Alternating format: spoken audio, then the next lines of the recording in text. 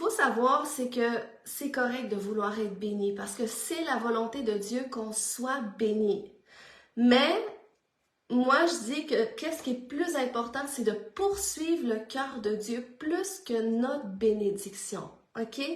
Parce que ça vient avec, la bénédiction vient avec Dieu. Lorsque tu poursuis Dieu, lorsque tu recherches Dieu en premier, eh bien, Dieu va déverser une confiance dans ton cœur qui va faire en sorte que même si tu ne vois pas ta bénédiction tout de suite, eh bien, tu vas être capable de trouver une joie quand même. Tu vas être capable de trouver une paix quand même dans le processus. Et ça, c'est quand tu poursuis Dieu plus que ta bénédiction. OK? Sachant que Dieu veut te bénir parce qu'on a un Dieu qui aime pas seulement en parole, OK? Il aime pas seulement dans sa parole lorsqu'on lit les Écritures, mais on a un Dieu qui aime avec action et avec vérité. C'est pas pour rien que la Bible nous exhorte à faire de même. N'aimons pas seulement en parole, mais avec action, avec vérité. Donc, on a un Dieu qui prouve son amour par la bénédiction. Il prouve son amour par des requêtes de prière qui vont répondre à notre égard, par son intervention divine. Il prouve son amour par une révélation qu'il nous donne, une révélation de sa parole, une parole réma. Il prouve son amour par une guérison. Il prouve son amour à travers une parole de connaissance que tu reçois, peut-être que quelqu'un reçoit pour toi. Donc Dieu nous démontre son amour de plusieurs façons.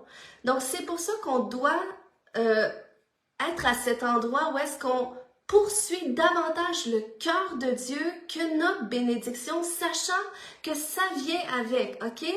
Puis si tu sais que parce que Dieu t'aime, OK? Il veut te bénir. Donc, tu n'as pas besoin d'être toujours après Dieu comme ça, être mendiant, toujours demander, puis être incertain, mais est-ce que Dieu m'a vraiment entendu? Puis Seigneur, tu vois la situation que je vis. Oui, tu sais, des fois, on peut être à cet endroit où est-ce qu'on fait des prières de supplication à Dieu, où est-ce qu'on vit des temps de désespoir. Mais à un moment donné, on doit passer à un autre niveau. On ne doit pas rester dans le désespoir. Tu sais, à un moment donné, il faut que quand tu prends du temps avec Dieu dans la prière, il faut que ça t'aille édifié, il faut que ça t'ait bâti, il faut que ça ait bâti ta foi, il faut que tu aies cette conviction, OK, mais j'ai demandé ça à Dieu, je me positionne dans la foi, et parce que je sais que Dieu est de mon côté, parce que Dieu, son désir s'aligne avec ton désir aussi, OK? C'est la volonté parfaite de Dieu que tu sois guéri, que tu sois prospère. C'est sa volonté parfaite que tu sois libre, que tu sois victorieux. Dieu veut parfaitement que tes enfants soient sauvés. En 2024, il veut aussi que tes enfants soient guéris, que tes enfants rentrent dans leur appel. C'est sa volonté, encore plus que la tienne, OK? Dieu le désire pleinement parce que lui, il est mandaté pour être le sauveur de tes enfants.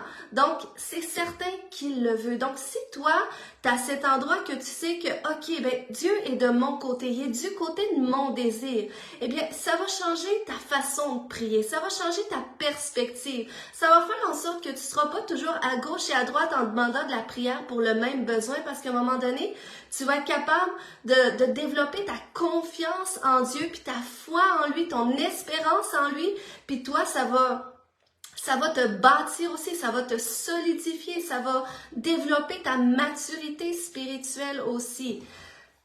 Parce qu'il faut que tu saches aussi, OK, qu'est-ce que je dis là? C'est la Bible qui nous l'enseigne, OK? C'est une promesse. Dieu a dit dans Psaume 37,4, « Fais de l'Éternel tes délices. » Et il te donnera ce que ton cœur désire. Donc, c'est ça. Lorsque tu poursuis Dieu a priori, OK? Lorsque tu poursuis son cœur, c'est une façon de faire de lui tes délices. Donc, tu peux avoir cette conviction que, OK, mais parce que moi, je choisis de poursuivre Dieu. Parce que mon cœur est complètement dans cet endroit où est-ce que je cherche Dieu, où est-ce que je cherche sa volonté, où est-ce que je cherche à lui plaire, où est-ce que je cherche à prendre du temps avec lui, où est-ce que je cherche à le connaître, parce que je fais cela, eh bien Dieu va me donner qu'est-ce que mon cœur désire, que je sais qu'il s'aligne avec sa volonté parce qu'on le voit dans la parole de Dieu. Amen. Donc, Dieu nous amène à cet endroit, je crois, en 2024, où est-ce qu'il veut qu'on développe justement cette priorité qu'est la poursuite de son cœur. Puis une façon de poursuivre son cœur, c'est à travers la reconnaissance. OK? Lorsqu'on est à cet endroit où est-ce qu'on développe un cœur reconnaissant envers Dieu. L'apôtre Paul nous exhorte ce matin dans 1 Thessaloniciens 5:18 en disant « Soyez reconnaissants en toutes circonstances. Voilà ce que Dieu demande de vous dans votre vie avec Jésus-Christ. » Donc, c'est une exhortation, c'est un commandement, OK? On doit être reconnaissant, développer cette reconnaissance. Et c'est pour ça que je crois qu'on devrait apprendre à exprimer plus de reconnaissance envers Dieu que de requêtes personnelles. OK? Ben, c'est correct de demander.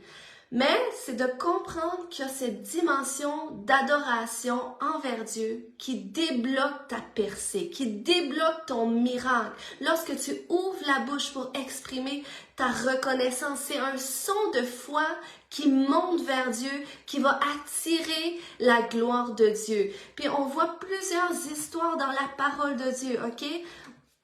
Où est-ce que à travers la louange, OK? Dieu est intervenu de façon miraculeuse. Et c'est pour ça que moi, je crois personnellement que la bénédiction qu'on vit devrait être une réponse à nos louanges, plus que nos louanges, une réponse à nos bénédictions. OK? On ne devrait pas être à cet endroit qu'on loue parce qu'on a été béni. Oui, c'est correct de le faire aussi. Mais on devrait développer aussi cette dimension de louer Dieu, même si on n'a pas encore vu, mais on le fait parce qu'on veut simplement exprimer devant tous les témoins qui nous regardent, qui nous écoutent. On exprime la grandeur de notre Dieu. On exprime notre foi en Dieu. Et on exprime même à notre âme la grandeur de notre Dieu. Et c'est ce que David faisait. Il disait, mon âme bénit l'Éternel. Puis il se contentait pas de le penser simplement, mais c'était un décret. Il a déclaré. C'est pour ça que il a écrit aussi, ça a été écrit, mon âme bénit l'Éternel. Donc, lorsque tu loues le Seigneur, lorsque tu exprimes ta reconnaissance, tu rappelles aussi à ton âme la grandeur de ton Dieu. Puis, on voit un exemple dans la parole de Dieu qui faisait pas de sens, parce que des fois, je sais que c'est difficile quand tu es à cet endroit où est-ce que tu vis des combats, c'est comme tu réussis pas à sortir de tes difficultés, ok? Des fois, tu es tellement à l'intérieur des choses qui sont difficiles que tu te demandes, mais où est-ce qu'est Dieu? Est-ce que Dieu entend mes prières? Puis, t'es pas certain si Dieu est vraiment de ton côté. Puis, je comprends que des fois, dans ces endroits-là, c'est difficile de louer Dieu.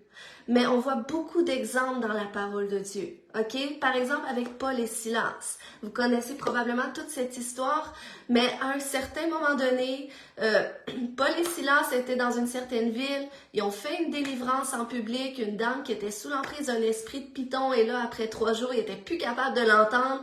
Et là, ils ont dit, au nom de Jésus, esprit de python, tu quittes. Et là, la dame reçoit la délivrance. Et là, les gens autour d'elle... les autorités de la place étaient furieux parce que cette dame leur ramenait beaucoup d'argent avec toutes les révélations qu'elle recevait. Donc, la Bible nous dit dans Actes 16, 22 que la foule se souleva contre Paul et Silas. Alors les magistrats leur firent arracher les vêtements et ordonnèrent qu'on les batte à coups de bâton. On les roua de coups et on les jeta en prison. Le gardien reçut l'ordre de les surveiller de près.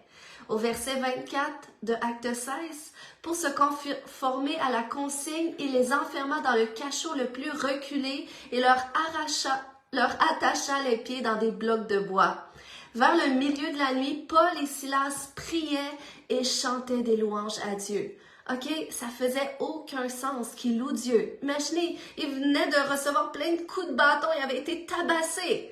Il avait mal partout, il était même nu. Donc, il était vraiment pas dans une position physique qui faisait du sens pour ouvrir la bouche et commencer à sortir des louanges à Dieu. Mais ils l'ont fait quand même. En dépit de leurs circonstances, ils ont commencé à louer Dieu. Et là, la Bible dit que les autres prisonniers les écoutaient. Et tout à coup, au verset 26, un vent violent plutôt un violent tremblement de terre secoua la prison jusque dans ses fondations. Toutes les portes s'ouvrirent à l'instant même et les chaînes de tous les prisonniers se détachèrent. Wow, donc ça, vous voyez, c'est la puissance de la louange. OK? Le fait que leur environnement a été imbibé de reconnaissance envers Dieu, de louange envers Dieu, eh bien, ça l'a fait descendre Dieu. C'est comme il y a un son de foi qui est monté vers Dieu, qui a attiré sa gloire, qui a attiré son intervention divine. Et non seulement Paul et Silas ont été délivrés de leurs conditions, mais aussi tous les autres captifs autour d'eux et même celui qui les a mis en captivité, où est-ce que Paul lui avait déclaré « Crois au Seigneur Jésus et toi et ta famille, vous serez sauvés. » Donc, ce soir-là, l'homme qui les a mis en captivité a été sauvé avec toute sa famille, ils ont été baptisés. Donc, ça a été un miracle extraordinaire qui a été débloqué par la louange, débloqué par la reconnaissance. Donc, ils n'ont pas loué Dieu parce qu'ils étaient dans une bonne condition, mais ils ont simplement commencé à exprimer la grandeur de leur Dieu avec foi.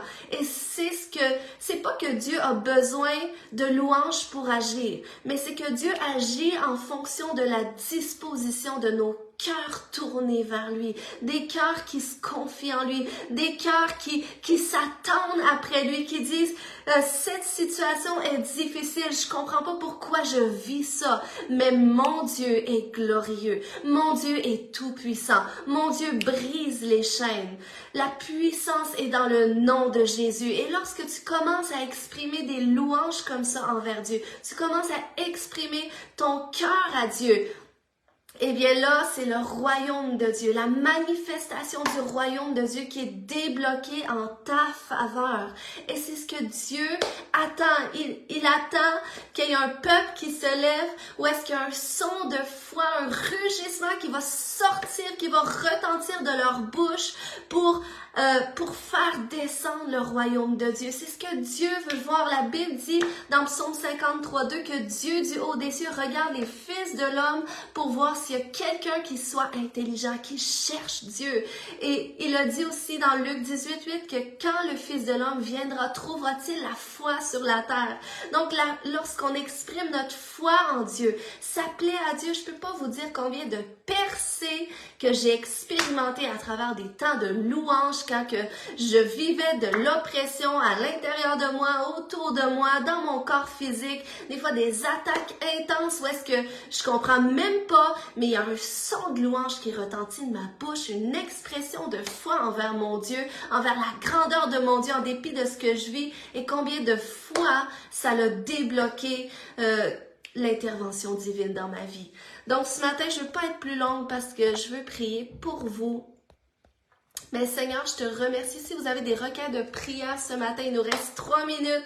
Je veux prier pour vous. Mais Seigneur, je prie que tu attises en chacun de nous un feu nouveau pour l'expression de notre reconnaissance envers toi à travers la louange et l'adoration. Je prie, Seigneur Dieu, que ce soit une expression nouvelle de foi, de feu qui va sortir de notre bouche à travers cette année 2024, Seigneur Dieu. Viens activer, Seigneur Dieu, une nouvelle dimension de reconnaissance envers toi, Seigneur Dieu, de foi, d'attente envers toi, Seigneur, et je te remercie parce qu'à toutes les fois qu'on va le faire, Seigneur Dieu, c'est ton intervention divine qui est débloquée. C'est le miraculeux en notre faveur qui est débloqué parce que c'est ta façon de nous démontrer que tu es avec nous, que tu es pour nous, que tu nous aimes, Seigneur. Donc, c'est pour ça qu'on ne poursuit pas, on ne garde pas les yeux fixés sur nos bénédictions, sur ce qu'on veut voir arriver.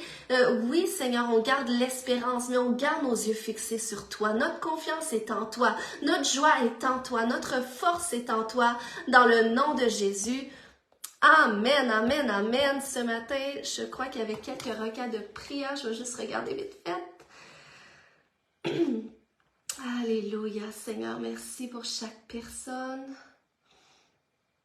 Il y a une demande de prière pour Noah qui a un problème d'oreille. Dans le nom de Jésus, Seigneur, il n'y a pas de distance dans l'esprit. On impose les mains aux oreilles de Noah au nom de Jésus. Alléluia, je brise toute attaque dans ses oreilles, toute forme de surdité, toute forme d'otite, toute forme de douleur, de blocage. Maintenant, dans le nom de Jésus, je brise ton pouvoir, j'ordonne que tu disparaisses maintenant et j'appelle la guérison complète dans son oreille. Elle débloque maintenant, la douleur est partie et reçoit la guérison par la puissance du Saint-Esprit au nom de Jésus. Amen. Alléluia, merci Seigneur, tu es glorieux, tu es glorieux. Alléluia, koya shatamare kete, koya shantamama ya shanta. Il y a quelqu'un, André, tu demandes la prière pour tes yeux, mets tes mains sur tes yeux André, on va prier. Priez avec moi pour André ce matin. Alléluia, dans le nom de Jésus, je brise toute cataracte dans tes yeux maintenant. Dans le nom de Jésus, je lis tout esprit d'infirmité qui t'occasionne ces problèmes de yeux. Dans le nom de Jésus, esprit d'infirmité, je t'ordonne de sortir maintenant. Tu libères ses yeux dans le nom de Jésus. Je la oins d'un collier du Saint-Esprit et je déclare que ses yeux sont guéris maintenant. Il s'ouvre et elle voit convenablement. La douleur est partie dans le nom de Jésus. Amen. Si vous avez mal quelque part ce matin, pendant les dernières secondes qui nous restent, mettez la main là où est-ce que vous avez mal. Dans le nom de Jésus, si vous connaissez quelqu'un qui a mal, faites un geste prophétique, mettez la main là où est-ce qu'il y a mal. Et dans le nom de Jésus, on brise le pouvoir de cette douleur. On commande à tout esprit associé à cette douleur de partir maintenant dans le nom de Jésus. Et j'ordonne que la guérison soit complète par la puissance du Saint-Esprit. Soit guérie maintenant dans le nom de Jésus. Amen.